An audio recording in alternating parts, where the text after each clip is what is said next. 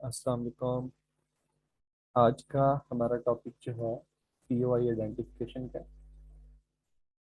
POI identification को हमने previous lecture में डायग्राम से देखा कि मार्केट में कितने टाइप के पॉइंट ऑफ इंटरेस्ट होते हैं या प्राइस ऑफ इंटरेस्ट होते हैं। तो मार्केट में हमने सबसे पहले देखा कि हमारे पास जो हमारा वैलिड ऑर्डर ब्लॉक होता है वो सबसे पहला हमारे पास पॉइंट ऑफ इंटरेस्ट होता है।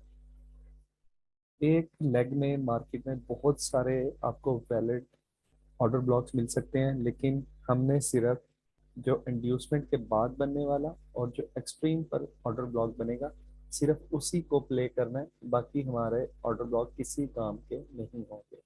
ठीक है, वो एज अ एसएमटी हमारे लिए वर्क करेंगे, बाकी जितने भी ऑर्डर ब्लॉक होंगे।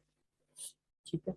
उसके बाद हमने देखा कि अगर मार्केट में जो इंड्यूसमेंट है हमारे पास, अगर कैंडल उसको जस्ट स्वीप करती है, अगर कैंडल जस्ट उसको स्वीप करती है और उसके बाद हमें कंफर्मेशन देती है, तो मार्केट में हम लोअर टाइम फ्रेम में कंफर्मेशन देखकर तो इंड्यूसमेंट के बाद जो पीओआई बनेगा, जो लिक्विडिटी स्वीप की कैंडल बनेगी, उसको हम पीओआई अपना मानते हैं और वहां से हम ट्रेड प्लान कर सकते हैं। लेकिन जो ये ट्रेड सेटअप होता है ये हमेशा 50% प्रोबेबिलिटी का होता है, और जो इंड्यूसमेंट के बाद ऑर्डर ब्लॉक होता है वो भी हमेशा 50% प्रोबेबिलिटी का ऑर्डर ब्लॉक होता है और एक्सट्रीम वाला हाई प्रोबेबिलिटी रहता है। अच्छा, इसके बाद हम हमारे पास एक पीओआई आता है इंजीनियरिंग लिक्विडिटी। इंजीनियरिंग लिक्विडिटी आप लोगों को पता है क्या चीज़ होती है। जो एक्सट्रीम ऑर्डर ब्लॉक होता है उससे जो प्रीवियस हमारा वैलिड पुल बैक होता है वो हमारा इंजीनियरिंग लिक्विडिटी होता है। तो अगर मार्केट हमारे पास इंजीनियरिंग लिक्विडिटी में एक लिक्विडिटी स्वीप की कैंडल बनाती है, लिक्विडिटी स्वीप की कैंडल बनाती है, मार्केट इंजीनियरिंग लिक्विडिटी को लेती है और जो अपनी कैंडल की क्लोजिंग है वो इंजीनियरिंग लिक्विडिटी से नीचे करती है, तो हम उस एंटायर कैंडल को एज अ पीओआई मान सकते हैं। लोअर टाइम फ्रेम में कंफर्मेशन देके हम वहां से अपनी एंट्री को प्लान करते हैं। ठीक है। तो ये हमने ऑर्डर ब्लॉक के अलावा कुछ और भी जो पीओआई मार्केट में थे उनको हमने प्रीवियस लेक्चर में डायग्राम से समझा था। आज हम उसे लाइव मार्केट की एग्जांपल से समझने की कोशिश करते हैं। ठीक है। ये हमारे पास जो एग्जांपल है बेरिश मार्केट की एग्जांपल है। हम इसमें समझने की कोशिश करते हैं किस तरह हम मार्केट में अपने पीओआई पर काम कर सकते हैं। ये हमारे पास एक वैलिड लो अवेलेबल है। ठीक है। मार्केट यहाँ से ऊपर की तरफ मूव करती है। ठीक है, ये एक हाई बनाती है, उसके बाद मार्केट नीचे की तरफ आती हुई इस लो को ब्रेक कर देती है। मार्केट में ब्रेकआउट स्ट्रक्चर हो जाता है। जैसे ही मार्केट में हमारे पास ब्रेकआउट स्ट्रक्चर हुआ तो हमने क्या करने होते हैं, दो काम हमें अच्छी तरह पता है। हमें हमारे पास सबसे पहले हाई को मार्क कर लेना है कि हमारे पास वैलिड हाई हमारा फाइंड हो गया। ठीक है। उसके बाद हमने देखना है हमारी एंड्यूसमेंट कहाँ पर है, तो हमें मिल गया ये हमारी एंड्यूसमेंट है। ठीक है। एंड्यूसमेंट से पहले जो हमने पढ़ा हुआ है, जो हमारे पास ऑर्डर ब्लॉक होता है, जो वैलिड ऑर्डर ब्लॉक होता है, वो एज अ एसएमटी हमारे लिए काम करता है। एसएमटी का मतलब होता है स्मार्ट मनी ट्रैप। मार्केट वहां से आपको इंड्यूस करती है सेलिंग के लिए या बाइंग के लिए, मतलब आपको एंट्री लेने के लिए वहां से इंड्यूस करती है। ठीक है। वहां से आपको एक शॉर्ट टर्म का रिएक्शन भी देखने को मिलेगा, और जब मार्केट में वहाँ शॉर्ट टर्म रिएक्शन देखने को मिलेगा तो ट्रेडर्स में क्या पैदा होता है, FOMO, fear of missing out के, यार कहीं हम अपनी एंट्री को मिस तो नहीं हमने कर दिया। ठीक है। तो क्या होता है वहां पर फिर बहुत सारे जो ट्रेडर्स हैं वो इंट्रोड्यूस होते हैं वहां पे सेलिंग के लिए। ठीक है। तो हमने प्रीवियस लेक्चर्स में भी पढ़ा हुआ है कि हमने एसएमटी पर ट्रेड नहीं करती। वहां पर बेशक हमें एक काफी पिप्स का बेशक रिएक्शन देखने को मिले, लेकिन हमने वहां पर ट्रेड नहीं करनी। हमने जो हम अपनी ट्रेड है वो हमेशा इंड्यूसमेंट के बाद प्लान करनी है। और हमने अपने पीओआई पढ़ लिए हैं कि किस तरह से पीओआई होते हैं, तो किस तरह हम उन पर ट्रेड प्लान कर सकते हैं। हम देखते हैं मार्केट में अब कौन कौन से पीओआई हमारे पास अवेलेबल है। ओके, सबसे पहले हमने अपने इंड्यूसमेंट को मार्क कर लिया और इंड्यूसमेंट से नीचे हमारे पास एसएमटी आ गया। ठीक है, मार्केट यहाँ से मूव करती है अपना वैलिड लो, जो लो यहाँ पर है, लो से वो करती है मूव, और अपने ये एसएमटी जो हमारे पास है वहां पर टैप करके ये देखें काफी अच्छा मार्केट ने रिएक्शन दिखाया है। ठीक है, यहाँ पे फिर क्या होता है, ये देखें एक मार्केट ने यहाँ पे बुलिश इन सॉरी बेरिश इनगल्फिंग भी बनाई है। तो बहुत सारे लोगों को ये इंड्यूस करती है कि मार्केट में एक अच्छा मोमेंटम आ चुका है सेल की तरफ। ठीक है, तो ये देखें ना, ये दो कैंडल जो है ये बेरिश इनगल्फिंग है। ठीक है, तो बहुत सारे ट्रेडर यहाँ पे इंट्रोड्यूस हो जाते हैं सेलिंग के लिए। ठीक हो गया, समझ रहे हैं? लेकिन बेसिकली ये एक स्मार्ट मनी का ट्रैप होता है। ओके, हमने क्या पढ़ा है कि हमने जो अपनी मार्केट में सेलिंग है वो हमेशा अपनी इंड्यूसमेंट से ऊपर करनी है। इससे पहले मार्केट में जितना मर्जी रिएक्शन मिल जाए हमने वहां से ट्रेड अपनी प्लान नहीं करनी। ठीक हो गया, चलें देखते हैं हम मार्केट में किस तरह मार्केट ने इसमें रिएक्शन हमें दिए। ये देखिए मार्केट यहाँ पर आई है, एक अच्छा रिएक्शन यहाँ से मार्केट ने हमें नीचे की तरफ दिया है। ठीक है, अगर आप गौर से देखें तो मार्केट ने यहाँ पे जो अपना लो था इसको भी ब्रेक किया है। ठीक है, मार्केट ने अपना ये जो प्रीवियस पुल बैक का लो था इसको भी ब्रेक किया है। तो क्या होता है मार्केट में, मार्केट किस तरह बेसिकली आपको ट्रैप करती है ये ट्रैप है स्मार्ट मनी कंसेप्ट पे काम करने वालों का। ठीक है, ये मार्केट में एक अपने पुल बैक को ब्रेक किया तो लोग क्या समझते हैं, मार्केट में ऑर्डर ब्लॉक लेके चेंज ऑफ करेक्टर कर दिया। ठीक है, उसके बाद लोग अगेन ये देखें इस ऑर्डर ब्लॉक को मार्क करते हैं। ठीक है, ये मार्केट में उन्होंने फेयर वैल्यू गैप भी मार्क कर लिया। ये देखें ना, इस तरह से फेयर वैल्यू गैप था यहाँ से लेके यहाँ तक। ठीक है, मतलब डिफरेंट तरीके से मार्केट में लोग इसको मार्क कर लेते हैं। ये ऑर्डर ब्लॉक मार्क किया, यहाँ से फिर मार्केट में लोग सेल प्लान करते हैं और अपने एसएल यहाँ पे कहीं पे प्लेस कर देते हैं। मार्केट अगेन यहाँ से रिएक्शन दिखाती है, लेकिन देखिए क्या होता है, मार्केट अगेन जो ब्रेक इवन है या एसएल है उनको हिट कर देती है। बिकॉज हम जानते हैं कि यार इंड्यूसमेंट से पहले हमें सेलिंग अपनी ट्रेड प्लान नहीं करनी, क्योंकि वो हमारे लिए एज अ एसएमटी वर्क करती है। तो इसलिए याद रखिएगा कि अगर कभी आपको इंड्यूसमेंट से पहले एक अच्छी मूव देखने को भी मिल जाए तो आपने उसमें परेशान नहीं होना। क्यों? हमने अपने लॉजिक्स की तरफ चलना है, हमने अपने लॉजिक पे वर्क करना है, उसके अलावा हमने ट्रेड नहीं लेनी।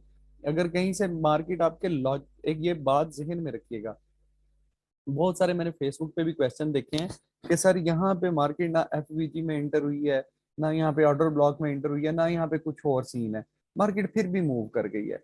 ठीक है, समटाइम्स देखें मार्केट में कभी न्यूज की वजह से भी मोमेंटम आ जाता है। ठीक है, तो मार्केट बिफोर अपने ऑर्डर ब्लॉक्स के मूव कर जाती है।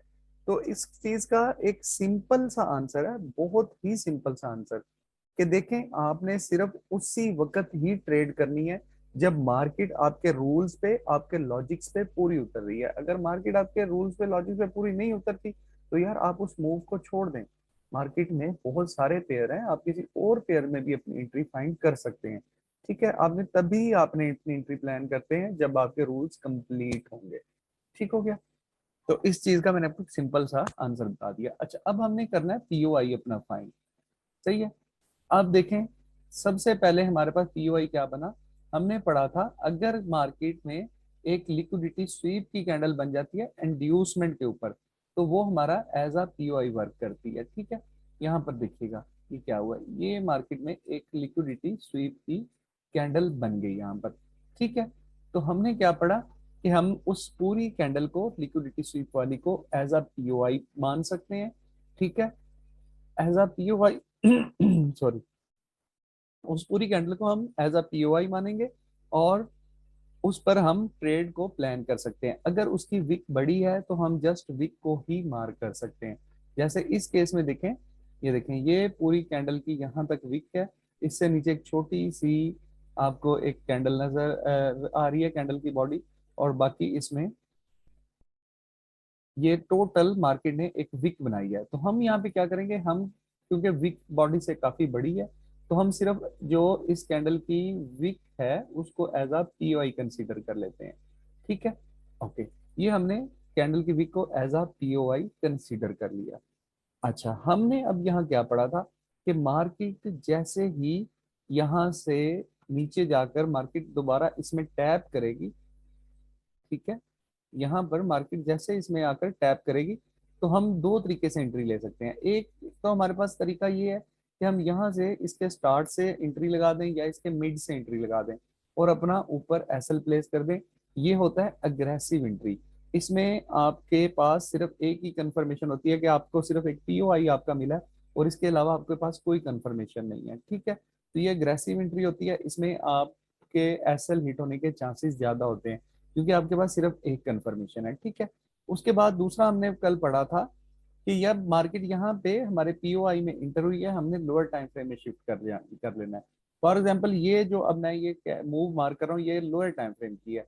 मार्केट लोअर टाइम फ्रेम में इस तरह से यहाँ पे इंटर हो रही है। ठीक है, ये मार्केट अपनी मूव्स को पुल बैक्स को बनाती हुई जा रही है। ठीक है, हमने क्या देखना है, लोअर टाइम फ्रेम में मार्केट अपने प्रीवियस स्लो को नीचे की तरफ ब्रेक करे, चेंज ऑफ करेक्टर करे, ठीक है, और यहाँ पे ऊपर कोई अपना ऑर्डर ब्लॉक बने तो फिर हम इस ऑर्डर ब्लॉक से अपनी सेल की एंट्री प्लान करेंगे और यहाँ से हम अपना जो टारगेट है वो प्रीवियस लो को करेंगे।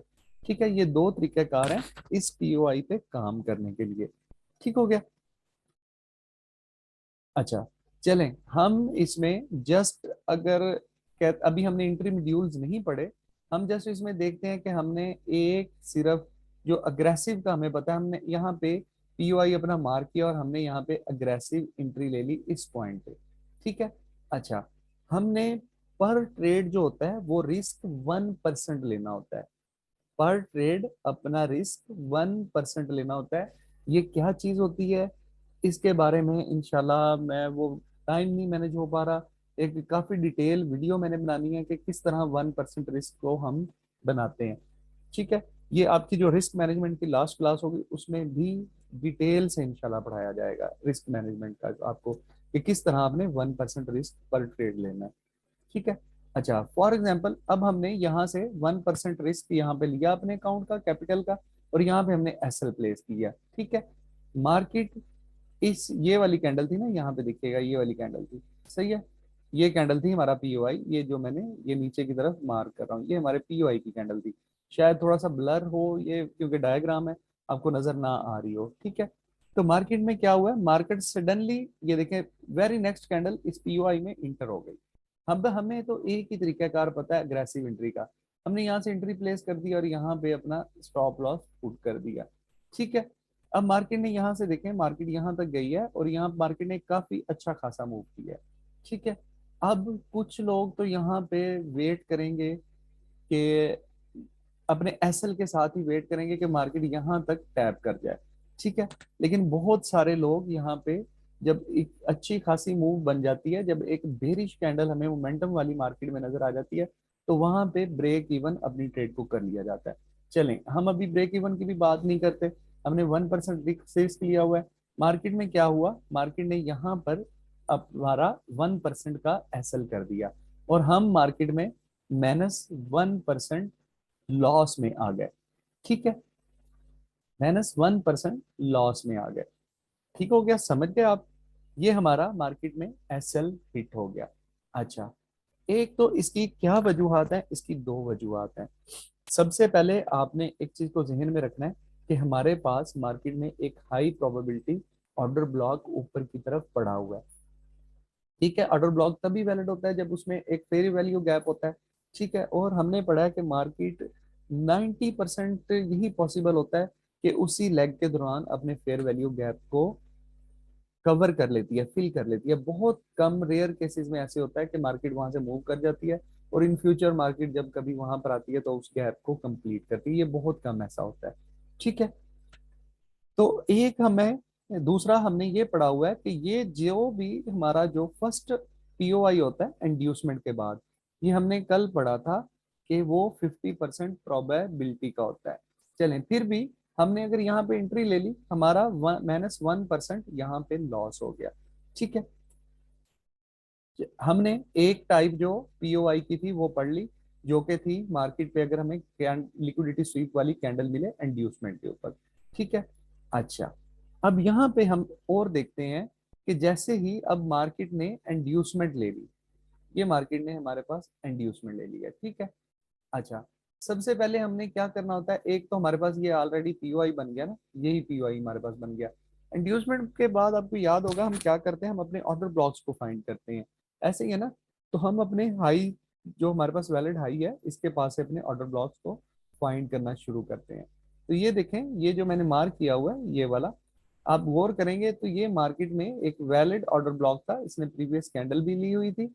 ठीक है, और इसमें प्रॉपर इम्बैलेंस भी मौजूद था। ठीक है। चलें, अब हम दूसरा देखते हैं, ये वाली, ये जगह जो है, ये भी हमारे पास एक प्रॉपर वैलिड ऑर्डर ब्लॉक है। ठीक है, ये वाली जगह देख रहे हैं आप, इसने प्रीवियस कैंडल के हाई को भी लिया हुआ है, और इसमें प्रॉपर हमारे पास इम्बैलेंस भी मौजूद है। गौर कर लें इस कैंडल को भी, ये एक प्रॉपर हमारे पास ऑर्डर ब्लॉक है। अच्छा, अब हमारे पास मार्केट में आ गए दो ऑर्डर ब्लॉक, एक ये वैलिड ऑर्डर ब्लॉक, एक जो ऊपर हमने मार्क किया हुआ, ये दो वैलिड ऑर्डर ब्लॉक है। अच्छा, इसके बाद हमने एक चीज पढ़ी थी, इंजीनियरिंग लिक्विडिटी। इंजीनियरिंग लिक्विडिटी क्या चीज होती है बेसिकली, वो जो इंजीनियरिंग लिक्विडिटी जो हमारे पास एक्सट्रीम ऑर्डर ब्लॉक से पिछला एक वैलिड हमारे पास पुल बैक होता है, वो इंजीनियरिंग लिक्विडिटी होता है, वो भी हमने मार्क कर लिया। अच्छा, एक और चीज अगर आपके जहन में आ रही हो, याद हो, मैंने बताया था कि अगर इंजीनियरिंग लिक्विडिटी के बिल्कुल पास में आपको ऑर्डर ब्लॉक मिलता है, तो वो ऑर्डर ब्लॉक हम नहीं लेंगे। बिकॉज बिल्कुल आप देखें ना कि यार ये एक लिक्विडिटी है ना, ये लिक्विडिटी है इंजीनियरिंग लिक्विडिटी, ये इंटरनल लिक्विडिटी है। याद आया, वो इंटरनल लिक्विडिटी पढ़ा था कि जो भी एक वैलिड हाई और लो के दरमियान में हमारे जितने पुल बैक होते हैं वो हमारे इंटरनल लिक्विडिटी होते हैं। याद आया आपको? तो ये बेसिकली लिक्विडिटी है। तो यार हम यहाँ पे ऑर्डर ब्लॉक को कैसे ले सकते हैं, जब हमें पता है कि यार मार्केट ने इस लिक्विडिटी को ग्रैब करना है। ठीक है। तो ये चीज मैंने पहले भी समझाई थी कि जो इंजीनियर लिक्विडिटी के बिल्कुल करीब में ऑर्डर ब्लॉक होगा, उसको हम नहीं लेंगे। तो ये हमारे पास बिल्कुल इंजीनियरिंग लिक्विडिटी के करीब था, तो इस ऑर्डर ब्लॉक को हम नहीं लेंगे। अब हमारे पास एक पीओआई की और सूरत हो सकती है, जैसे इंड्यूसमेंट पर हमें लिक्विडिटी स्वीप की कैंडल मिलती है, इसी तरह हमने पढ़ा था कि अगर हमें इंजीनियरिंग लिक्विडिटी पर लिक्विडिटी स्वीप की कैंडल मिलती है, ठीक है, लिक्विडिटी स्वीप की कैंडल मिलती है, तो हम उसको एज अ पीओआई ले सकते हैं। ठीक है। अच्छा, अब देखते हैं हम क्या हुआ है मार्केट में। अब इस जगह पर देखें, ये हमारी इंजीनियरिंग लिक्विडिटी है। इस कैंडल पे गौर करें, इस कैंडल पे गौर करें आप। ठीक है, ये जो कैंडल है, देख रहे हैं, ये कैंडल इसने क्या किया, ऊपर लिक्विडिटी स्वीप की इंजीनियरिंग लिक्विडिटी, और इसकी जो क्लोजिंग है वो इंजीनियरिंग लिक्विडिटी से इस जगह पे नीचे की तरफ हुई है। ठीक है। अब हमारे पास क्या हुआ, ये जो कंप्लीट कैंडल है, या इसकी विक हम ले सकते हैं क्योंकि विक काफी बड़ी है, इसको हम एज अ पीओआई ले सकते हैं। ठीक हो गया। अच्छा, अब यहाँ पे आप एक चीज गौर करें कि यार ये हमारा ऑर्डर ब्लॉक पड़ा हुआ है, ये ऑर्डर ब्लॉक का जो लो है ना, स्टार्टिंग पॉइंट है वो ये पड़ा हुआ है ना। तो ये देखें, ये जो विक है इसने ऑर्डर ब्लॉक के अंदर भी टैप कर लिया है। देख रहे हैं, गौर करें, इस जगह पे ऑर्डर ब्लॉक के अंदर भी टैप कर लिया है। अब हमें तो फिलहाल यार एंट्री लेने का एक ही तरीका पड़ता है ना, कि हमने इस जगह से अपनी एंट्री प्लेस करनी है, इस जगह से। ठीक है। और ऑर्डर ब्लॉक से थोड़ा सा ऊपर जो एक सेफ अपना हमने एसएल रख लेना है, इस जगह से हमने एंट्री प्लान की, और हमारा जो टारगेट है, वो जो नीचे लो हमारे पास वैलिड पड़ा हुआ है, ये हमारे पास हमारा टारगेट रहेगा। ठीक हो गया। अच्छा, अब ये तो हमने ली ऑर्डर ब्लॉक की एंट्री। यार हमें नहीं समझ लगी, फॉर एग्जांपल ऑर्डर ब्लॉक में मार्केट टैप नहीं हुई, for example, market order block में टैप नहीं हुई, आप जस्ट ये देख लें कि ये एफवीजी है, ये जगह एफवीजी है, ये ऑर्डर ब्लॉक नहीं है, ऑर्डर ब्लॉक की एक जगह नहीं है, ये सिर्फ एज्यूम करें आप। बेसिकली तो ये ऑर्डर ब्लॉक के अंदर है, लेकिन मैं आपको ये पीओआई समझाना चाह रहा हूँ, ये वाला। ठीक है। तो अब यहाँ पे आपने क्या करना है, क्योंकि हमारा इंजीनियरिंग लिक्विडिटी जो होती है वो हमारी बिल्कुल पास होती है, किसके, हमारे वैलिड ऑर्डर ब्लॉक के। ठीक है। अब क्योंकि हमने अभी तक लोअर टाइम फ्रेम की कंफर्मेशन का तरीका ही नहीं पढ़ा हुआ, अब बेसिकली यहाँ पे जब हम लोअर टाइम फ्रेम की कंफर्मेशन देखते हैं ना, तो वो यहाँ पे इस जगह पे नहीं मिली, वो हमें इस ऑर्डर ब्लॉक के अंदर ही जाके मिली थी, वो हम नेक्स्ट इंशाल्लाह लेक्चर में भी स्टडी करेंगे उसको। ठीक है। तो अगर हमने यहाँ पे भी एंट्री लेनी है, जो हमारे पास यहाँ पे पीओआई बना है, इसकी विक बड़ी है तो हम इसको जस्ट विक को लेंगे। ठीक है। तो अब हमने क्या करना है, यहाँ पे हमने अपनी पीओआई के नीचे ट्रेड प्लान की।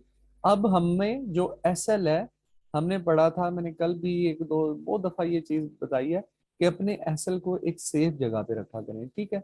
अब हमें पता है बिल्कुल पास हमारा ऑर्डर ब्लॉक पड़ा हुआ है, तो हम क्या करेंगे, अपना एसएल जो है यहीं पे प्लेस करेंगे। ठीक हो गया। इस पीओआई पे हम एंट्री ले रहे हैं, लेकिन हम अपना एसएल ऑर्डर ब्लॉक से ऊपर रखेंगे। ठीक है। मैंने बार बार ये बताया था कि अगर आपको 1/3 का रिस्क टू रिवार्ड भी मिलता है ना, तो वो बहुत होता है। ठीक है। ज्यादा रिस्क टू रिवार्ड के चक्करों में आप अपने एसएल करवाते जाएं, वो बेहतर चीज नहीं है। ठीक है। और जो हमारा जो टारगेट है वो सेम प्रीवियस लो ही रहेगा।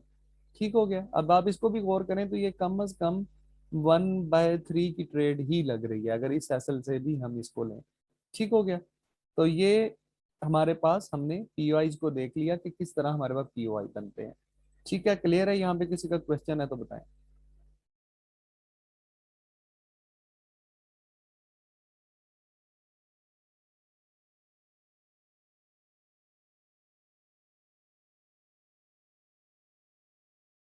अच्छा, दो दो मेरे क्वेश्चन आए हुए हैं, उनका मैं जवाब दे दूं।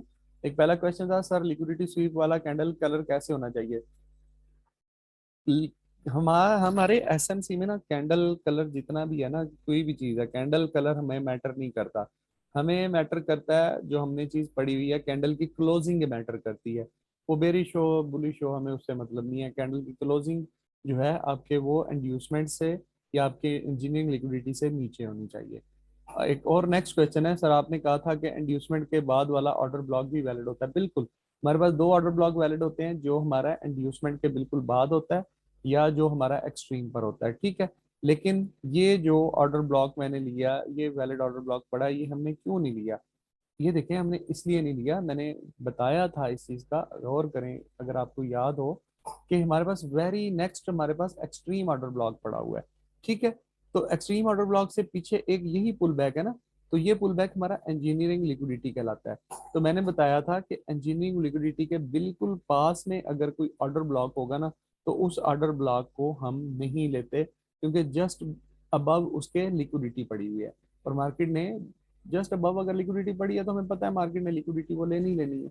ठीक है। तो इसलिए हम इंजीनियरिंग लिक्विडिटी के बिल्कुल पास जो ऑर्डर ब्लॉक होता है उससे नहीं लेते।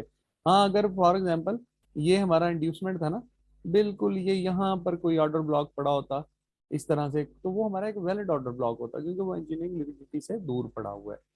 ठीक हो गया।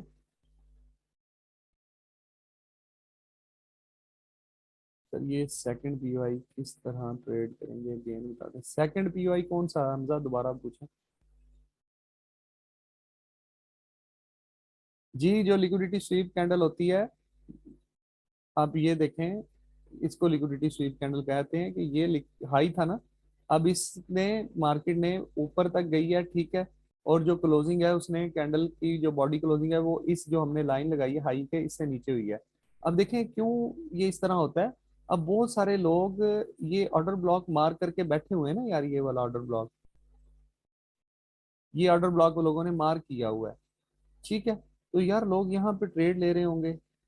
ठीक है। और यहाँ पे अपने कहीं ऑर्डर ब्लॉक के ऊपर एसएल पुट कर रहे होंगे, तो मार्केट में यार, हमने अभी पढ़ा है जो इंजीनियरिंग लिक्विडिटी के बिल्कुल पास होगा उसको हमने ऑर्डर ब्लॉक नहीं लेना, वो एसएमटी है। ठीक है। क्योंकि उसके जस्ट अबव लिक्विडिटी पड़ी हुई है। सही है। हमदा मैं समझ गया हूँ, मैं बताता हूँ। जस्ट अबव उसके लिक्विडिटी पड़ी हुई है। ठीक है।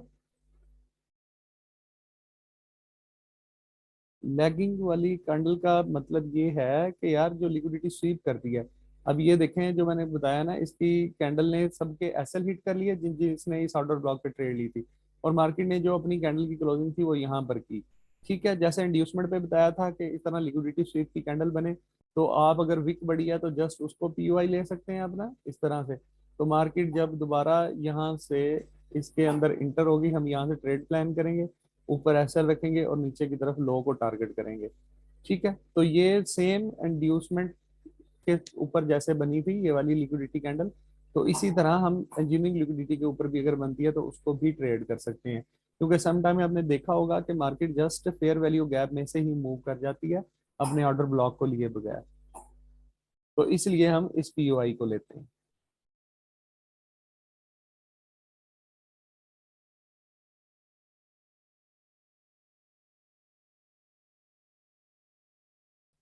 सर अगर बहुत हो जाए, कोई पुल बैक ना हो तो फिर आपने देखें, आपने कभी भी जो है ना, मैंने बताया है कि कभी भी आपने जो अपनी सेलिंग और बाइंग है वो इंड्यूसमेंट के बगैर नहीं करनी।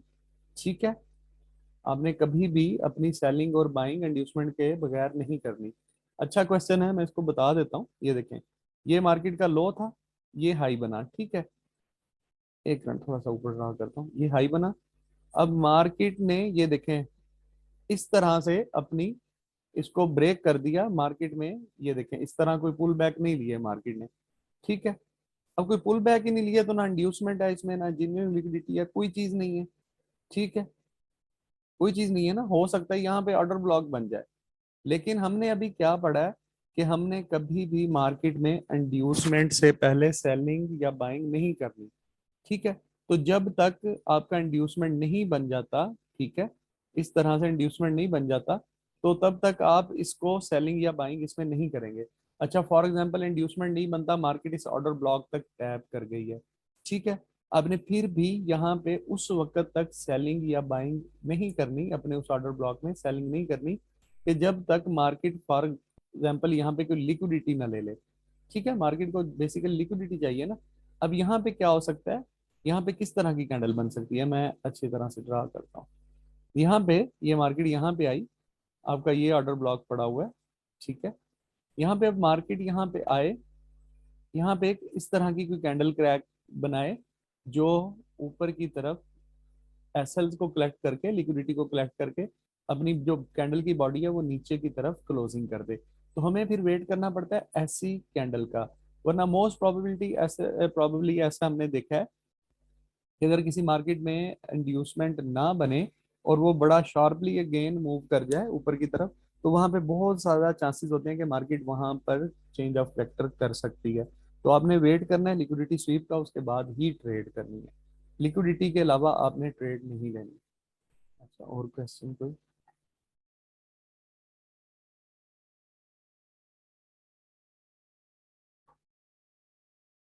कितने पिप्स कॉल मोड गैप हो ईआरएल और एक्सट्रीम में तो बेस्ट ट्रेडेबल होगा?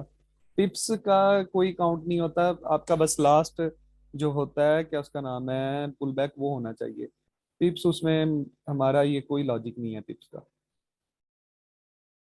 ये लिक्विड में कितने, ये अगेन वही क्वेश्चन है, मैंने बता दिया इसका कोई लॉजिक नहीं है। लास्ट पुल बैक वो जहां पर मर्जी हो, बेशक वो 5 पिप्स पे हो, बेशक 10 पिप्स पे हो।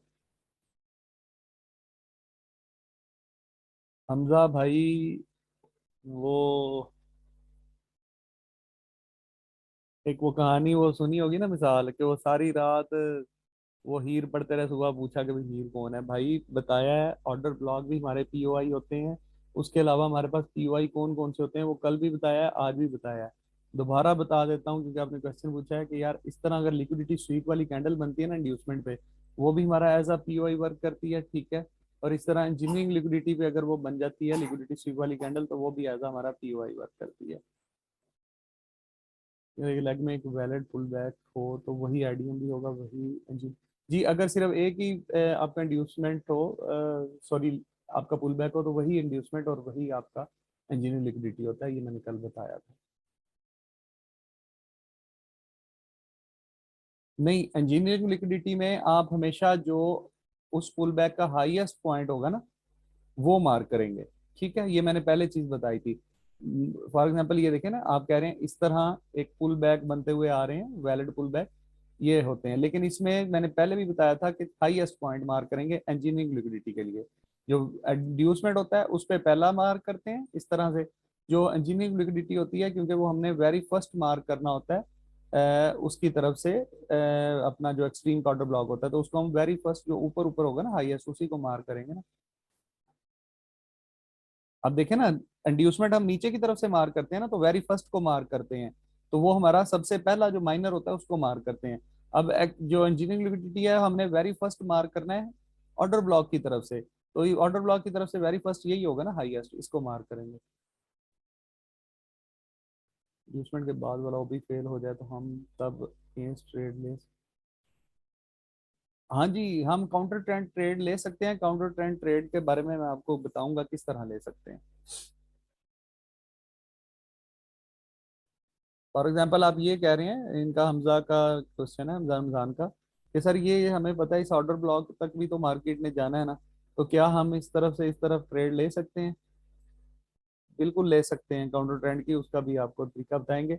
वो ट्रेड हम जस्ट इंड्यूसमेंट जब मार्केट ले लेती है तो उसके बाद लेते हैं, लेकिन ज्यादा कोशिश करें आप ट्रेंड के साथ ट्रेड करें तो वो ज्यादा बेहतर रहेगा।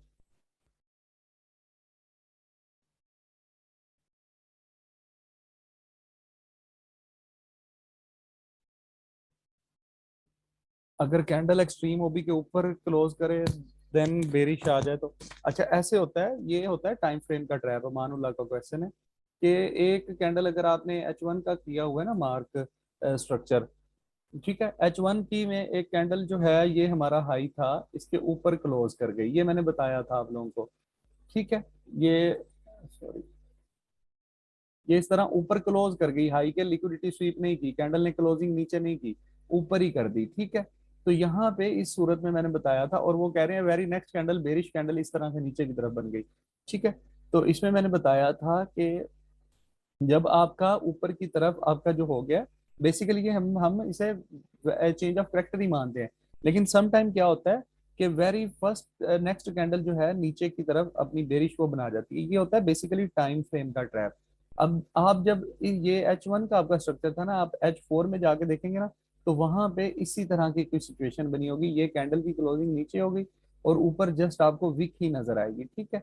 तो इस सूरत में ये होता है कि आप कोशिश करें, वेट करें कि इसके ऊपर एक और कोई कैंडल क्लोज हो जाए H1 की, ठीक है।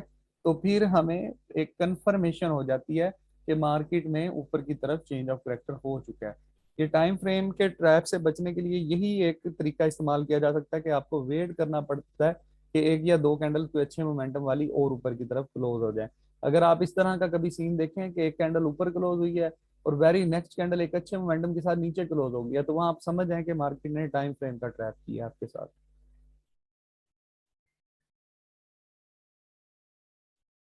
चलें जी, क्वेश्चन भी सारे मैंने आंसर कर दिए हैं, ठीक है। पीओआई के बारे में हमने सारा पढ़ लिया कि पीओआई हम किस किस तरह हमारे पास मार्केट में पीओआई बन सकते हैं, ठीक है। तो अब इन पीओआई पर कंफर्मेशन के साथ हम किस तरह ट्रेड कर सकते हैं, ठीक है। तो वो हम अभी आज एंट्री मॉड्यूल्स का फर्स्ट मॉड्यूल पढ़ेंगे। देखें, एक टाइम फ्रेम को यूज करते हुए भी आप ट्रेड कर सकते हैं, उसमें कोई हर्ज नहीं है, ठीक है। अब जो हम इंट्री मॉड्यूल्स पढ़ने जा रहे हैं ना, वो मल्टी टाइम फ्रेम को यूज करते हुए होंगे। उसमें आपके लिए क्या होता है कि आपका एक तो रिस्क बहुत कम हो जाता है, ठीक है। फॉर एग्जांपल ये आपका एक यहाँ पे बन रही है ना एंट्री, और ये एसएल बन रहा है, फॉर एग्जांपल ये अगर 15 या 20 पिप का चले लगा लें, ठीक है। ये अगर 20 पिप का आपका एसएल बनता है, तो जब आप लोअर टाइम फ्रेम में कंफर्मेशन लेके एंट्री लेते हैं ना, तो वहां पे आपका एसएल एक तो रिड्यूस हो जाता है, फॉर एग्जांपल 20 का तो आपका 10 का बन जाएगा, या 8 पिप या 12 पिप का बन जाएगा, ठीक है। और दूसरे नंबर पे जब कंफर्मेशन लेते हैं, तो एक हमारे पास ये ऑर्डर ब्लॉक है ना, हो सकता है कि यार ये ऑर्डर ब्लॉक फेल हो जाए, इसमें कोई बड़ी बात तो नहीं है, हो सकता है ऑर्डर ब्लॉक फेल हो जाए, ठीक है ना। तो बात ये है कि अब जब लोअर टाइम फ्रेम में हम कंफर्मेशन ले लेते हैं, तो हमारे पास एक एक्स्ट्रा कंफर्मेशन आ जाती है कि मार्केट यहाँ से हमारे हक में ही मूव करना चाहती है, इसलिए हम मल्टी टाइम फ्रेम को यूज करते हैं। चलें जी, नेक्स्ट लेक्चर के लिए वेट करें।